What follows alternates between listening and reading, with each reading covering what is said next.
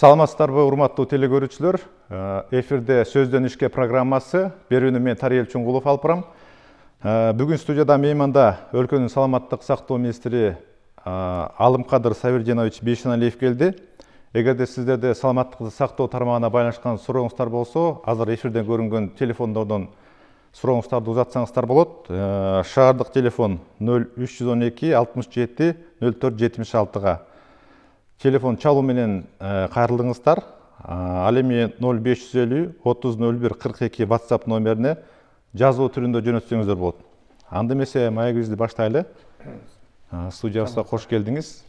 Сурообуз азыр анда көңүл борборунда турган ковид оорусу боюнча баштайлы. Азыр мына дүйнө жүзүндө ковид оорусу күчөп, бирде басаңдап, бирде күчөп көңүл борборунда турбайбы? Анан бизде 2 жылга жакындап калды.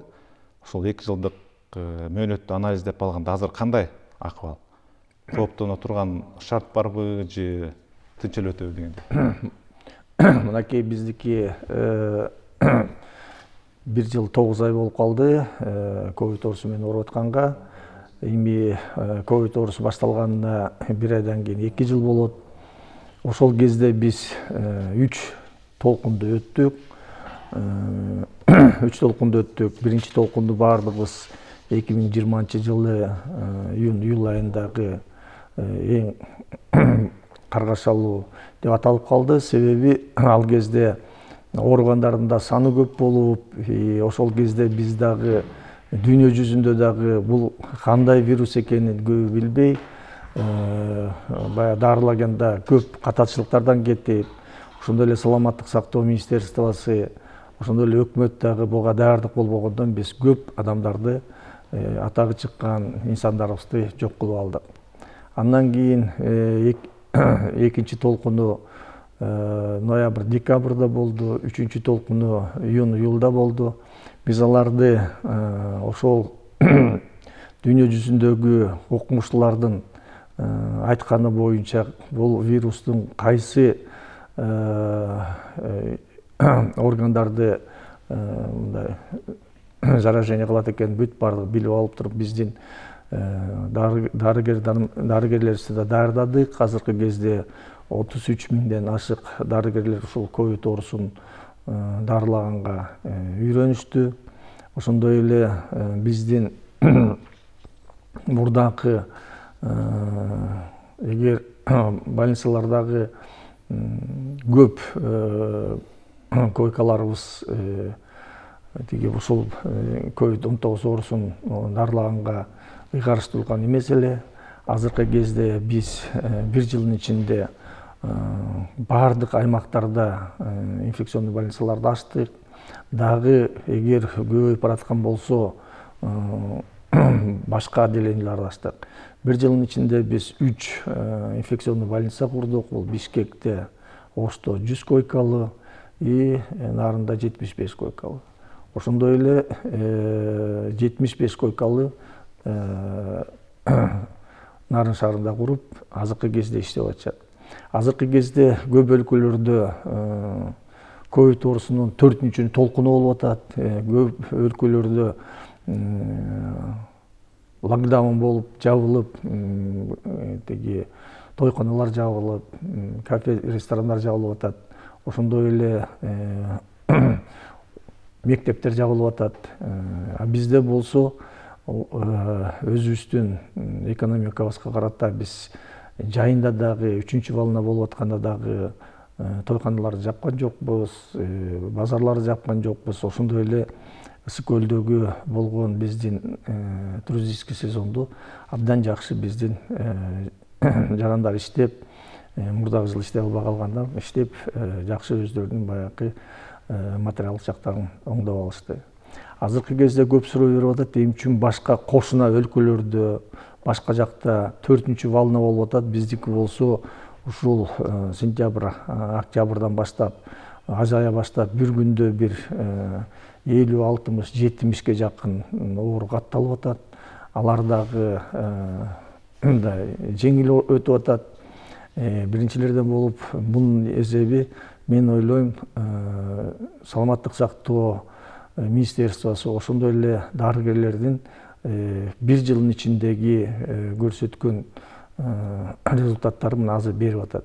Булар эмнеден? Булар биринчиден 29 мартта биз вакцинацияны баштадык эле. Азыркы кезде 1 миллион 26 миң адам вакцинациядан биринчи дозасынан өттү. Экинчи дозасынан 806 миң 559 адам экинчи дозасынан өттү.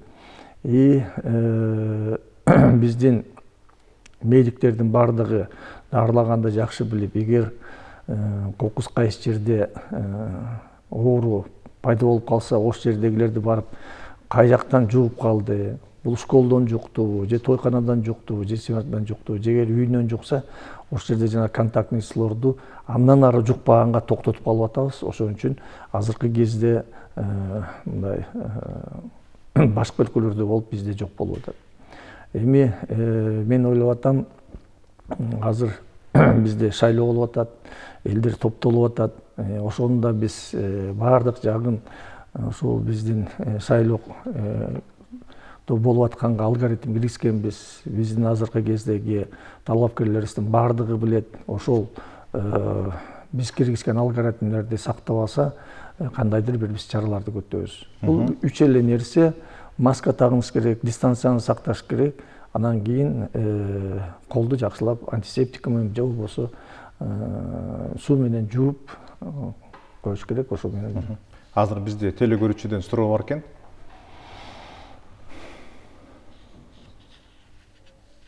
Телефондон суроо бар эле. Алло. Алло. Саламатсызбы? Кайсыл жактан чалып атабыз? Саламатсыздар, мен шаардан. Сурооңузду узатыңыз. Суроом мындайда болом. Алымкадыр балам, ушул мени абдан жашым 80-де. Ушунчалык дарылардын кымбаттаганы. Мына медакадемиянын маңдайында бир экип аптека бар, 120-чы бирөөнүн номурун унутуп калдым. Башка жакта деле ушул каптоприл көздүн дарысы ар кайсы аптекаларда былтыр алгандарым, 3 ай алгандарым канчалык 100 сомдон ашып кетиптир. Эмне үчүн ушундай? Рахмат. Кымбаттап атат. Телевизордон көрдүм 500 дарыны. Эми 500 дары балким тиги. Рахмат, сурооңузга биз 2 айдын ичинде мен ушу фармацевтический фирмалар менен жолуктум. Алар менен иш жүргүздүк. Ошондой эле өкмөттүн токтому менен дагы ушул дары-дармектердин акысын азайткан керек. Азыркы кезде бизде 500 дарынын списоктори сайтта бар. Азыркы кезде аптекаларда илинет, ошолорго 10-дон 20%ке жакынын биз азайттык. Азыр эми андан дары иштеп атабыз. Биз сизди билип атабыз, эмчүн дегенде фармацевтический фирмалардын бүт бардыгы өздөрү алып келип, өздөрү ценасын коюп атат. Биз Ош областында, Жалал Абад областында жана Баткен областында социальный аптекаларды ачтык. Ал жерде 20-дан 40%ке чейин дарылар арзан болуп атат. Азыркы кезде биз дагы Чүй областына, Бишкек шаарына дагы ошол социальный аптекалар киргизели деп атабыз. Жакын арада социальный аптекалар дагы башка областтарда ачылып калат. Анда дарынын баасы бир 20-дан 40%ке чейин арзан болот деп күтүп атабыз. Азыр кезектеги суроо бар экен. Урматтуу телекөрүүчү, сурооңузду берип койсоңуз.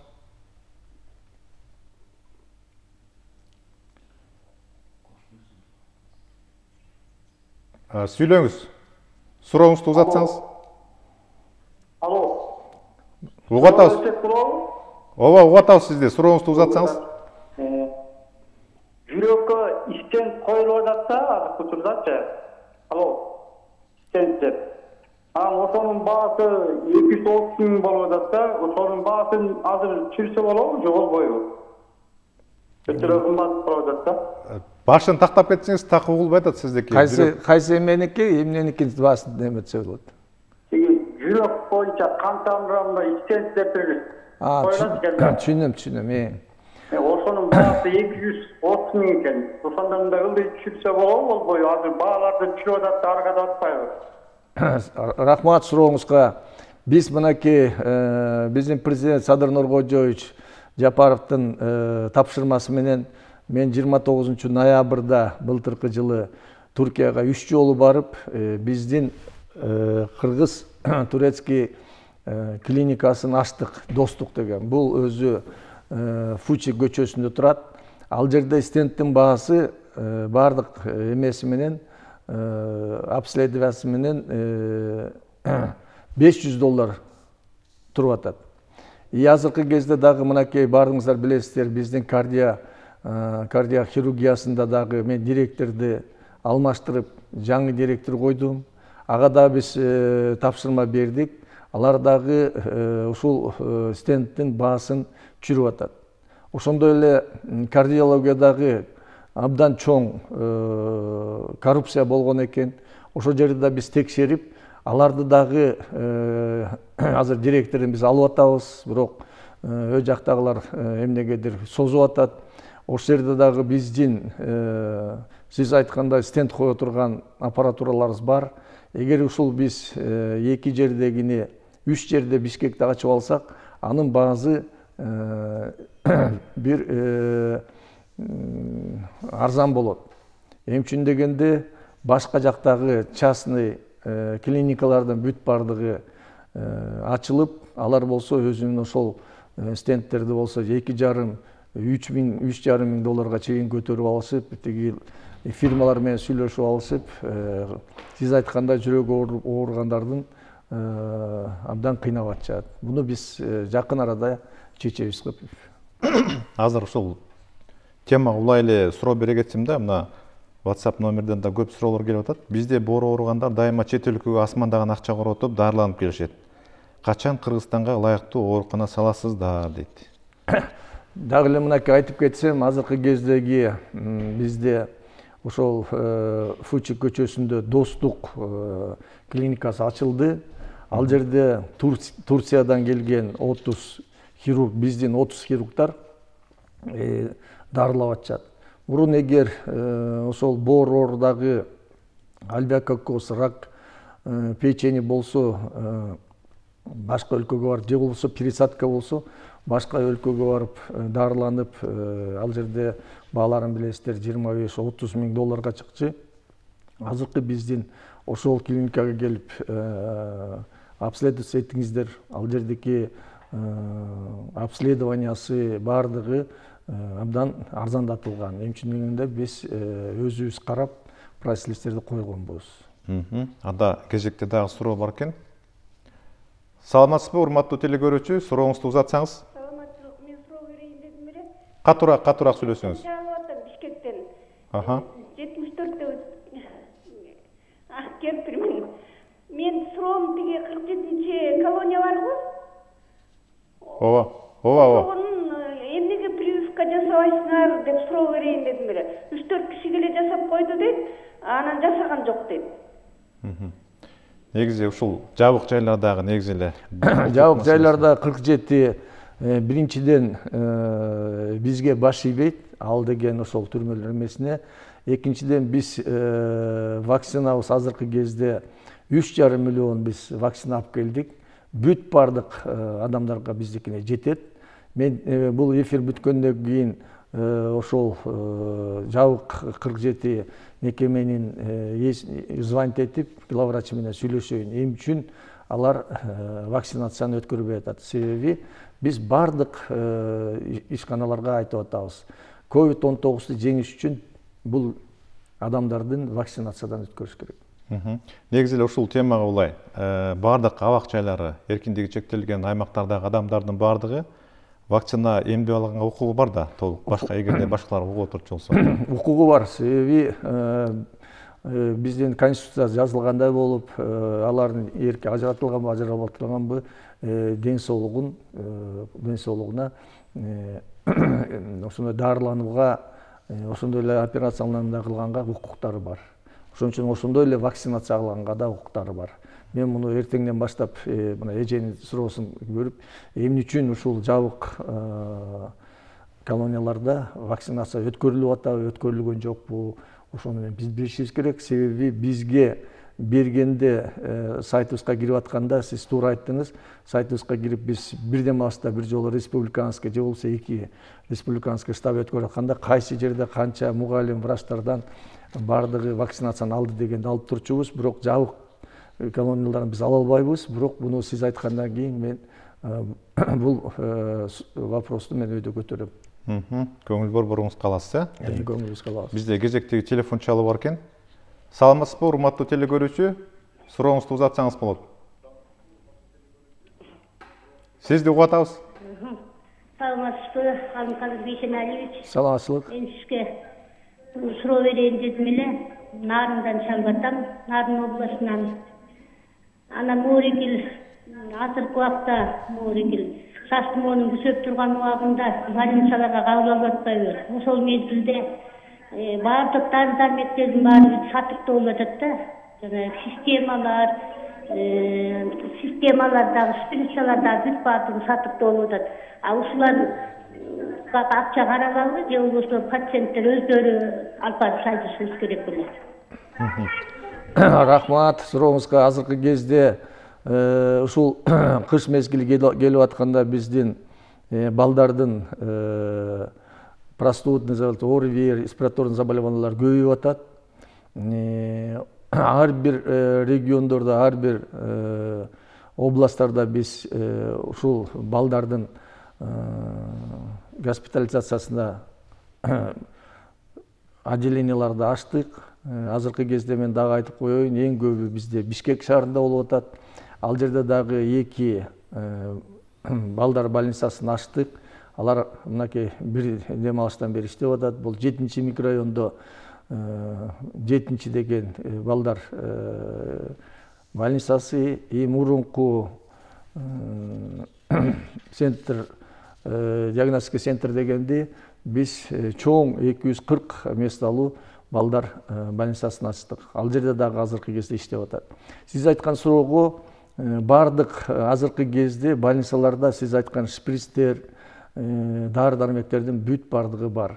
Эгер башка бир больницаларда жок дарылар болсо, ошону гана туугандарынан сурайт.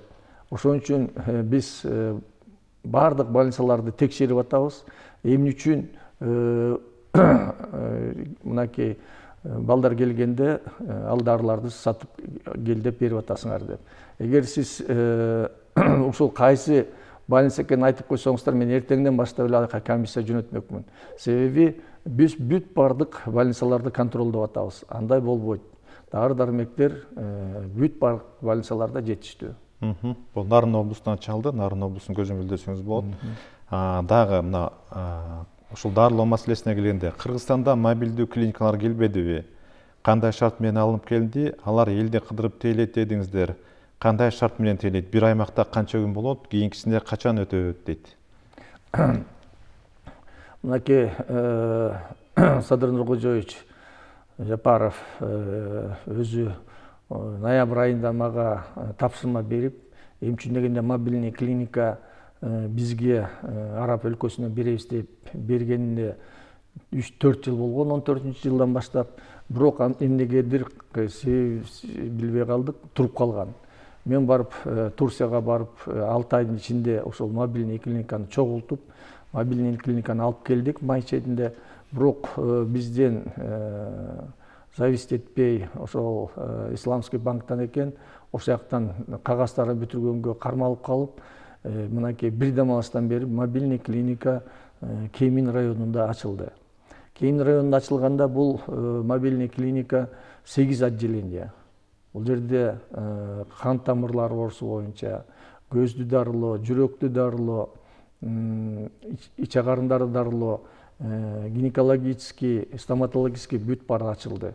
Биз азыркы кезде врачтардын баарын топтоп, опытный врачтардын баардыгын ал жерде 2 чоң алардын автобусу бар. Ошол биздин тоолуу аймактардан барып айыл өкмөттөрү ар бир очередь менен ошолорду салып келип бесплатно обследование кылып бесплатно лечение кылып атат. Кээ бирлердики болсо эгер операция болуп калса ал жерде реанимационный отделениясы бар. Реанимационный отделениядагы жакшы болгонго чейин жатып, эгер башкаларын болсо башка дагы жата турган койкалар бар. Бүт бардык дары дармектердин бардыгы бесплатно, лечение бесплатно. Бул 5 жылга келди. Биз азыркы кезде Кемин районунда койгондон кийин ошол Кемин районундагы муктаж болуп аткан жарандардын бүт бардыгын обследовать лечение кылгандан кийин, андан кийин биз рыбачыга уже тигил развертывать эте турган жерин даярдап атабыз. Кезекте телефон чалуу бар экен, анда уксак. Саламатсызбы? Телефондон сурооңузду узатсаңыз болот. Саламатсызбы? Саламатчылык. Мен сизге суроо берейин дедим эле. Мен азыр пенсиядамын, бирок мен врач эпидемиологмун да. Сиз муну билбек болушуңуз керек. 96-жылдарда аты билсеңиз болот, экинчи детская больница деген бар болчу. Мен лично курировать эткем. Экинчи детский больницаны да, 5-чи детский больницаны дагы. Өкөтен жабылып калды. Экинчи детская больница жана Московский менен Исанованын бурчунда. Ошол маалда абдан бардык условияга соответствовать эткен аябай жакшы больница болчу. Каким-то образом Госпортко берди, анан диагноз берди, диагноз берип отуруп жок болду ал. Анан 5-чи детский больницадагы Махатма Гандидагы аяктан зданиялар бар да, ошону сиз, пожалуйста, выясняйте, может быть, аны кайра алсак болобу детский больницага?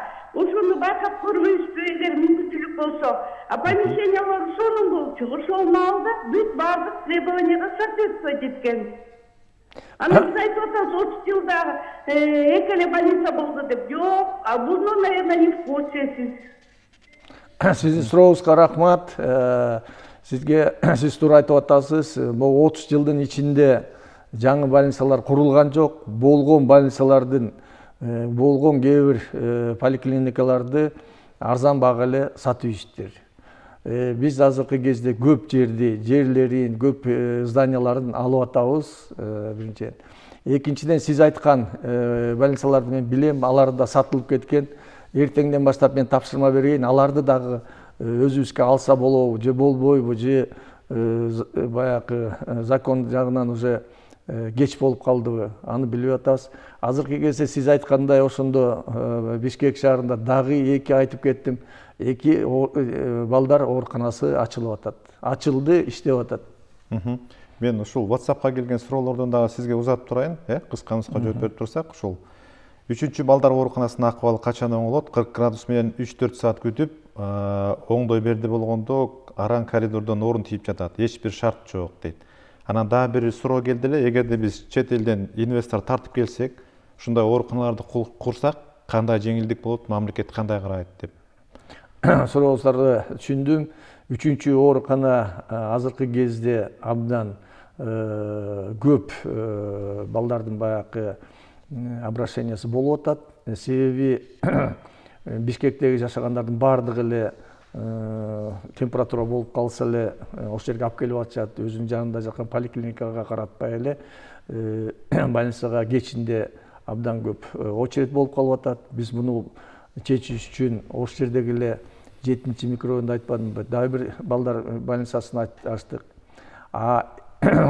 Кура турган болсок, көп жылдардан бери бизге жардам берип, акча берип, бирок кандайдыр бир курулбай калган шарттардын бардыгы мурдакы министрлер ошого кол койгондон коркушуп көп нерсе кармалып калган экен.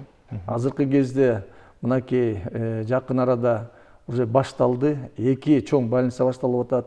Бул 3-чү балдар больницасынын берки жагында чоң азыркы заманбапга жооп бере турган больница курулат.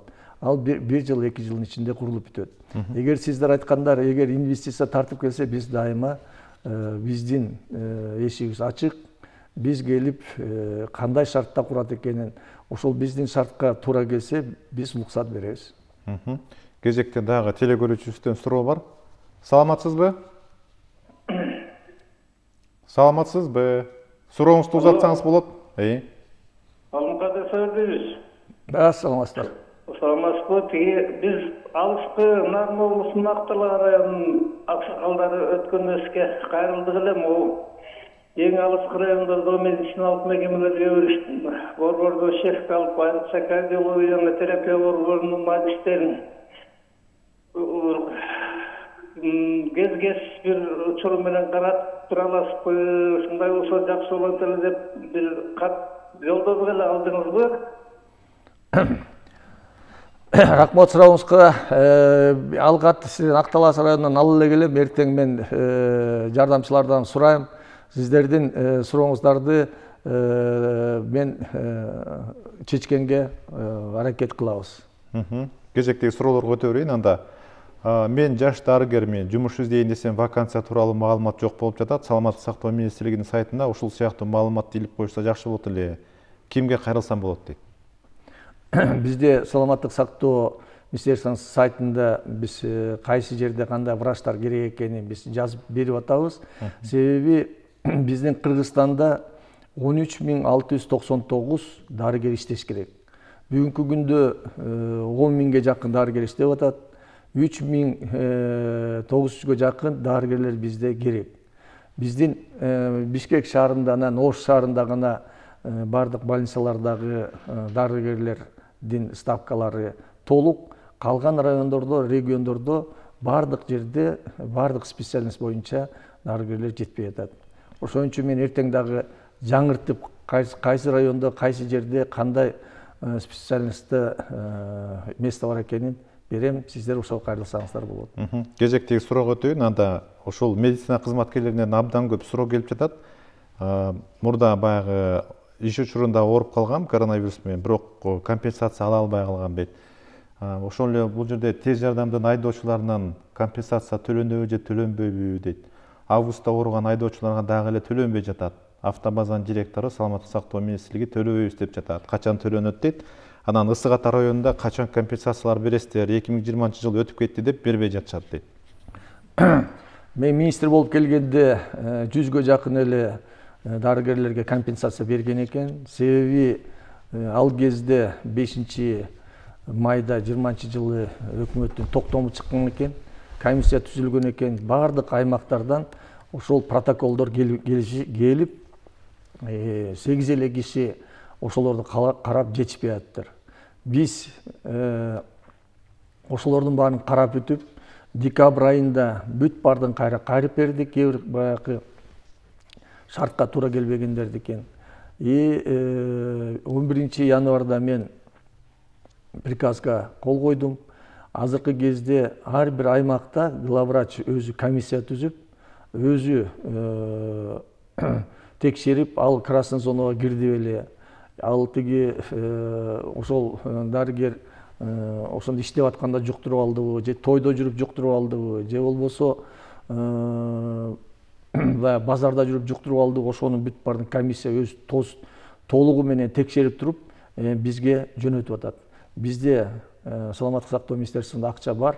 Биз келери менен эле эртеси күндөрү акчаны биз төлөп берип атабыз. Азыркы бул суроолор көп болуп бизге да келип атат. Эмчүн дегенде көп главврачтар,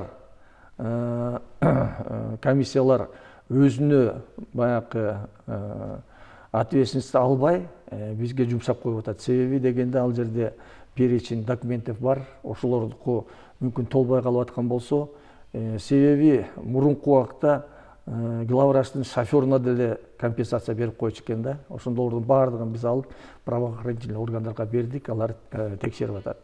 Жанагы тез жардам машинесиндеги иштегендер, ковид оорусуна чыккандардын компенсациясы ошол бойдон эле сакталып турат. Биз саламаттык сактоо министрлигибиз төлөп берип атабыз. Эмчүн дегенде бизге протокол менен келет, ошолордун баардыгын биз төлөп берип атабыз. Баардык эмесин ошол өзүнүн администрациясы, главврачтары чечет. Негизи эле ушул сиз айттыңыз азыр баардыгы төлөнөт депчи. Эгерде кошумча маселе суроосу болсо, анда сиздин жанагы бош учурда кабыл ала турган убактыларыңыз бар да, ошол учурда кайрылса болот да сизге. Болот, кайрылса болот. Анда кезекте дагы телефон чалуу бар экен. Саламатсызбы? Сизди угуп атабыз. Саламатсызбы? Алло. Аха, сурооңузду берсеңиз. Мен салам алейкум. Мен саламаттык сактоо министрлигине бир кайрылуу иретинде суроо берейин дедим эле. Мен экинчи группадагы инвалидмин да. Эпилепсия менен 2017-жылдан бери страдайт этип келем. Анан акыркы республиканский неврология үшкө жатканда томографияга түшкөндө башымда 2 жерде кист бар деп чыкты да. Анан 3 жолу жатып чыктым больницага. Үчөөндө тең результат болгон жок. Анан азыр черезден 2-3 күндө бирден приступ кармачскойлар келет үйгөчү. Өзүм квартирада жашайм. Анан Турциядан бир эме менен сүйлөшүп атабыз, ошол жакта операция кылат экен да. Анан ошол жака кандай бир мамлекеттик жактан жардам болобу? Мен өзүм бывший военнослужащиймин, 13 жыл иштеген военныйдачы. Сурооңуз түшүнүктүү? Сурооңуз түшүнүктүү. Мынакей сиздин ооруңуз боюнча айтсам, азыркы кезде жана айтып кеткен Достук клиникасында специалисттер көрүп атат, ошол жака кайрылса болот. 1 жыл мурун мен Турцияга барганда сүйлөшүп келип 150 адамды бекер дарылаганга уруксат алып келгенбиз. Азыркы кезде 2 күндөн кийин да мен Турцияга учуп, ушул 150 адамга же болбосо андан көп адамга бекер дарыланууга министр менен кол коюп келген там. Ошон үчүн сиздер биздин саламаттык сактоо министерствосуна келип, кайрылып, өзүңүздөрдүн даныларыңарды берип койсоңуздар, биз эмдиги жылкыга ушул Турцияга бекер барып, бекер дарыланып келгенге жардам беребиз. Кезектеги суроого. Ош облустук балдар ооруканасында инфекционист дарыгер жок. Ушул кантип болсун? Балдарга биринчи көңүл бурсаңар жакшы болот эле. Качан толтурасыңар ордун дейт. Азыркы кезде бир дем алыш мурун мен приказга кол койдум. Ал жерде жаңа ачылган инфекционный больницанын штаты жок болуп аткан. Ош шаарындагы. Анан биз ал жерде ачыш үчүн биздин дагы өкмөттөн акча алыш керек болчу. Биз азыр алып, ал жердеги педиатрлардын бүт бардыгын жетиштүү кылып дайындадык. Кезектеги суроо. Бизде таш көмүрдө элди күчтөп эле вакцина алгыла деп жатат. Жок десе балдарды бала бакчага, мектепке албайбыз деп жатат. Ошол туурабы дейт. Эми бул вакцинация боюнча мен сиздерге айтып кетейин.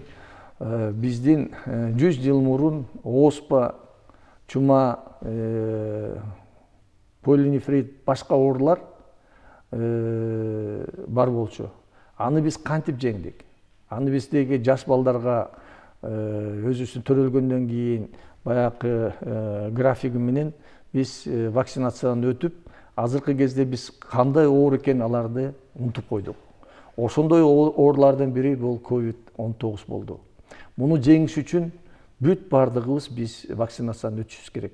Себеби вакцинациядан өтүп биздин жанагы окуучуларга, андан кийин улгайып калган адамдарыбызга жуктуруп алсак, азыркы кезде күнүгө да 1ден, 2ден, 3дөн адамдарыбыз ооруп атат. Биз азыркы кезде анализ кылсак, күнүгө жолугуп аткан 100, 70, 80, 50 ооруп аткан адамдардын бардыгы вакцинация албагандар. Каза болгондордун бардыгы вакцинация албагандар. Ошон үчүн биз телевизордон, башка жактан дагы биз айтып атабыз, вакцинациянын сөзү өтүш керек. Себеби биз өзүбүздүн жашообузду мурдакы нормальный кылыш үчүн вакцинация өтүш керек. Эми баягы кыргызчылыкка салып, тоолуу райондордо кээ бир жерде өтпөй атышат. Биз алардын врачтарына, акимдерине айтып атабыз, штабтарда момунчалык процент силерге калып атыптыр, эмне үчүн иштебей атасыңар, эмне үчүн элге түшүндүрүп айтпайсыңар деп атабыз. Бирок биз түшүндүрүү менен гана вакцинация алабыз. Бирок жетелеп келип, мындай өз эркинен, эрки жок болсо алганга болбойт. Кезектеги телефон чалуу бар экен анда. Саламатсызбы, урматтуу телекөрүүчү? Сурооңузду узатсаңыз болот. Саламатсыздар. Саламатсызбы. Биринчиден Биринчиден КТРК телеканалы ишиңерге ийгилик болсун, ден соолук болгула. Рахмат. Аманчылык, эсенчилик болсун. Алыкадыр Сайырдинович. Да. Медетбаев Кайрат Канагатович, коомдук ишмер, кыргыз элинин оолу. Мына азыр сиз айткандай, сиз туура айтып атасыз да, могу азыркы учурда деле мына коронавирус оорусу кайрадан күчөп атат, туурабы? Туура. Оюн калыш керек. Анан вакцинация боюнча туура сөз айтып кеттиңиз. Эми көпчүлүк алгандар болот, албагандар болот, хронический оорулар бар. Кээ бир адамдар ооругандар болот хронический. Ошолорго вакцинацияланганга негизи мыйзам жол бербейт да, биринчиден. Экинчиден, азыр мына Бишкек шаарында эле эмес, Кыргызстан боюнча оорулар кайра күчөдү. Анан мен бир сунуш кылат элем, ушул окуу жайларын, университеттерди, мектептерди жаап эле койсоңор туура болот да. Эртең күчөп кеткенде мурунку министр чылап билбей калыптырбыз, биз эчтекен укпай калыптырбыз дебеңиле да, ошон үчүн мен алдын ала айтып коеюн. Рахмат.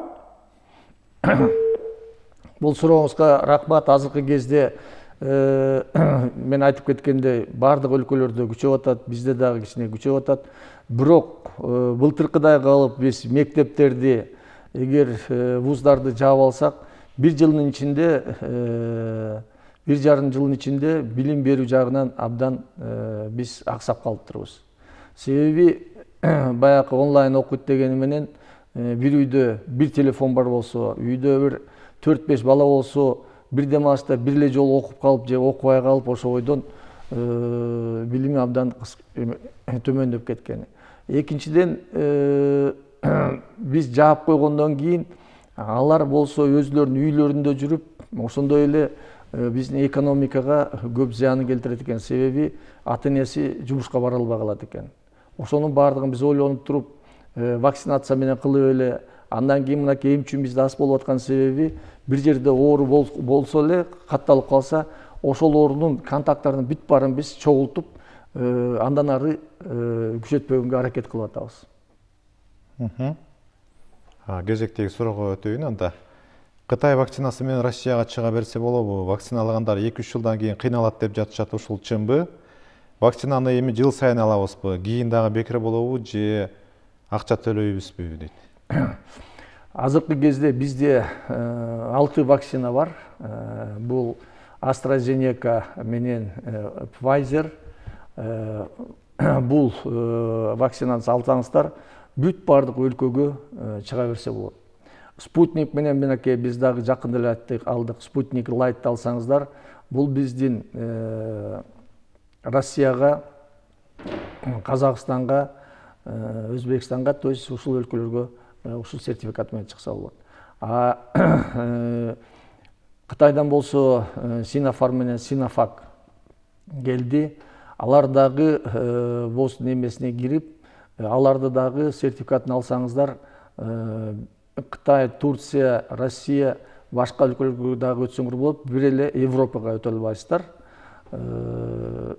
Казвак деген вакцина бар. Аны ВОЗтон азыр өтө элек, аны алсаңыздар только Казакстан менен Кыргызстанда.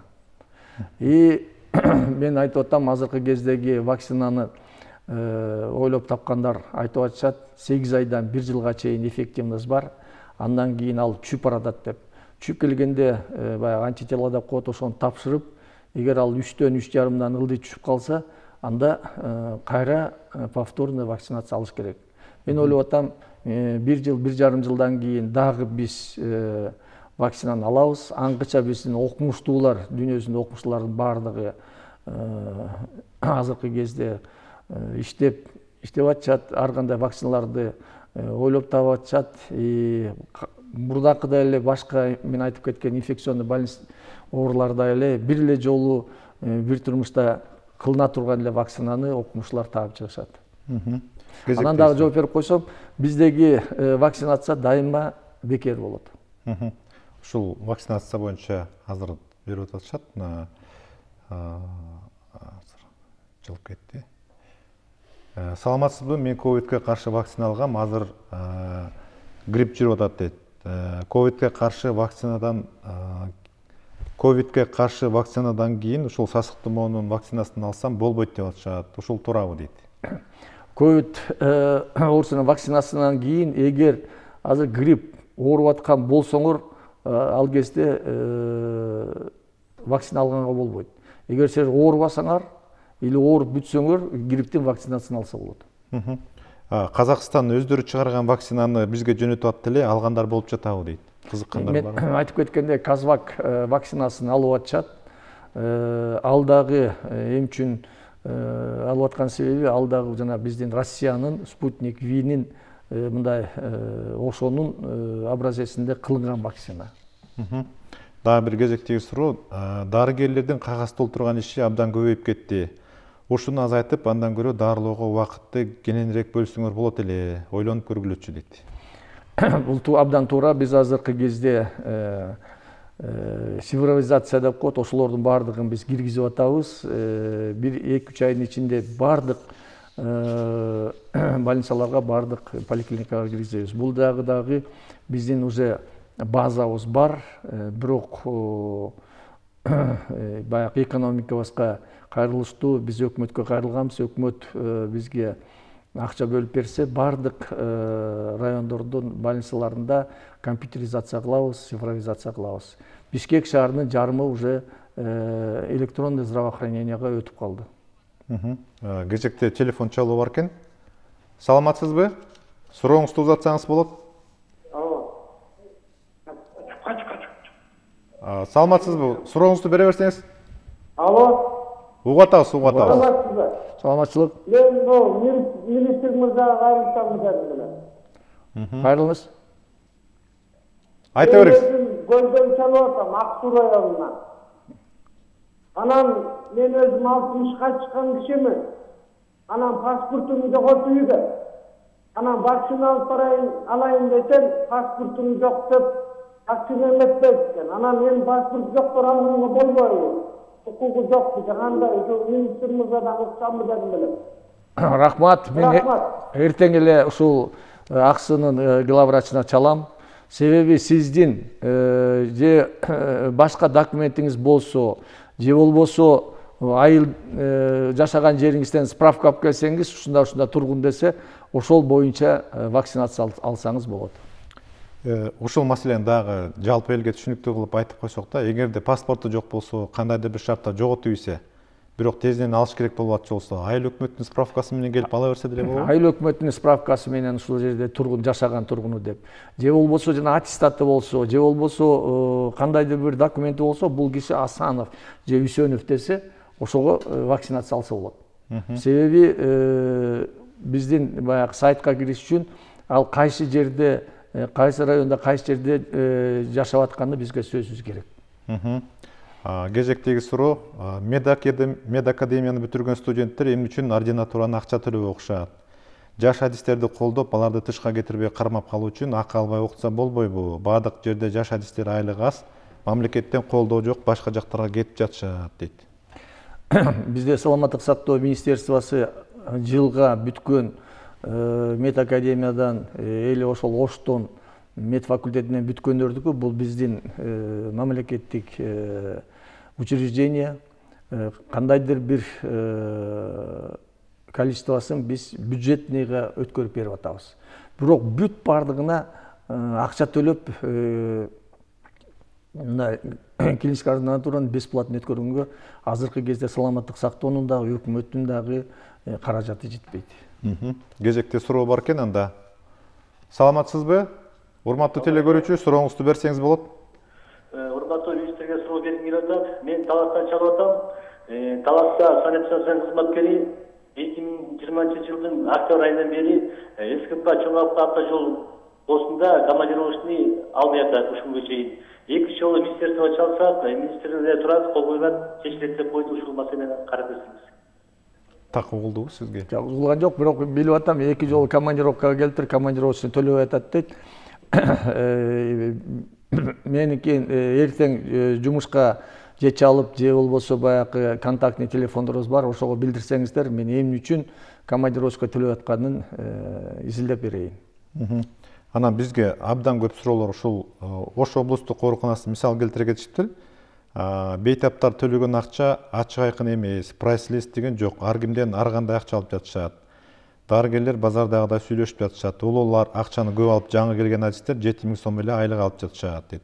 Ушул сыяктуу суроолор көп жактан келди. Эмне үчүн ооруканаларда ошол кызмат акысын так көрсөткөн барак жок деп атат да. Ушул маселе боюнча жооп берсеңиз. ооруканаларда биздин саламаттык сактоо министерствосы койгон прескуранты бар.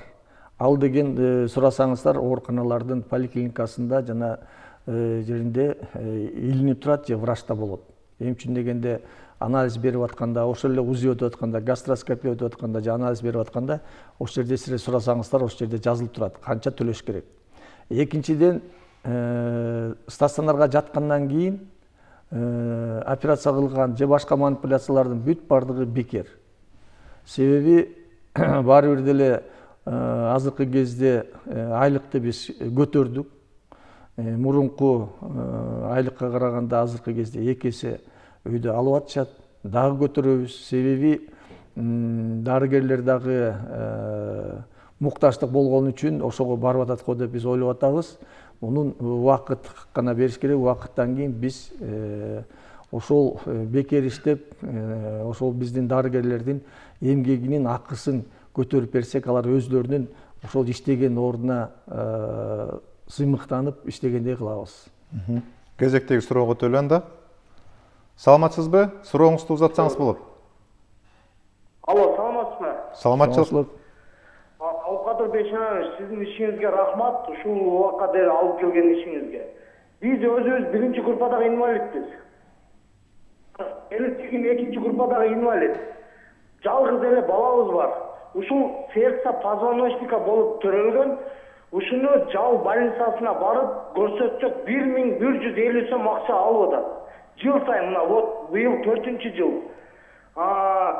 Вот Камчыбек Узакбаев жал больницасынын директор врачы бизди ошого киргизбей койду, вообще жакындатпай койду. Акча төлөйсүң деп.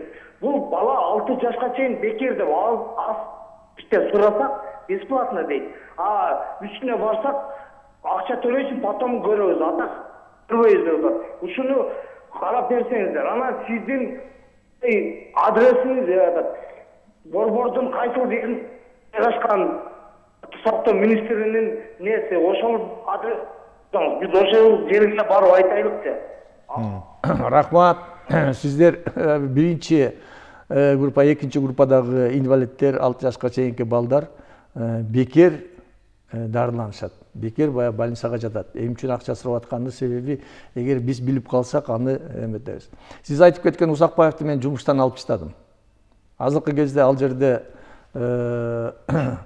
порядок кылып атабыз. Ошол 3-чү жалдагы больницанын сотрудниктери кимди коюп алабыз дегенде ошол койдук. Ал мына аз эле убакыт болду. Ушул мурдакы болуп келген кемчиликтердин баардыгын биз ага коюп бердик. Ал жакын арада чечет.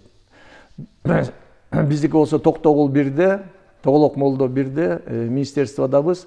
Суббота күнү эртең менен баштап кечке чейин мен жарандардын баардыгын прием кылам. Анда WhatsApp'ка келген суроолордон берейин сизге. Сиз Кыргызстанда уу коргошу менен дарылоо ыкмасын сунуштагандардын бирисиз. Ушул аканит менен дарылоого карата дүйнөлүк медицинанын адистердин көз карашы кандай болуп жатат? Ошол тажрыйбаны башка чет өлкөлөрдө дагы колдонууга сурап көрүштүбү? Эгер колдонсо, жыйынтыктары кандай болуп жатат? Биз мынакей уу коргошун деген эле аты эле кичине кыргыздарды коркутуп, башка өлкөлөрдө болсо баардык өлкөлөрдө аканит деген ат менен ар кайсы ооруларды дарылап атышат. Кытайда дарылап атат, Россияда дарылап атат, Америкада, Францияда, Италияда, бүт бардык жерде ушул аканит боюнча дарылап атат. Биздин ушул уу коргошун эмесин тонналап Кытай алып кетип атат. Алып кетип атат, себеби биздин жарандарга акча керек болуп калгандан алар келгенде азыр казып туруп ошол жака жөнөтүп атышат. Эми үчүн дарыларга бул кошуп берет. Мен аканитти биз колдоно баштагандан баштап 3-чү волна башка өлкөдөгүлөрдө болуп катуу болгон жок. Биз журналисттер жазып, башкалар жазып, Бишкек шаарында, Чүй областында биз бербей калдык эле.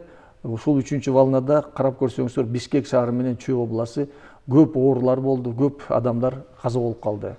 Башка региондордо болсо дарыгерлер эч кимге билгизбей берип ачты. Бул деген Аканит деген биз азыркы кезде Америка менен, Турция менен, Казакстан менен лабораториялык исследование кылып атабыз. Себеби биздин лабораториябыз жакшы жетишпегендиктен кайсы составы кайсы ооруга жардам берет экенин биз изилдеп атабыз.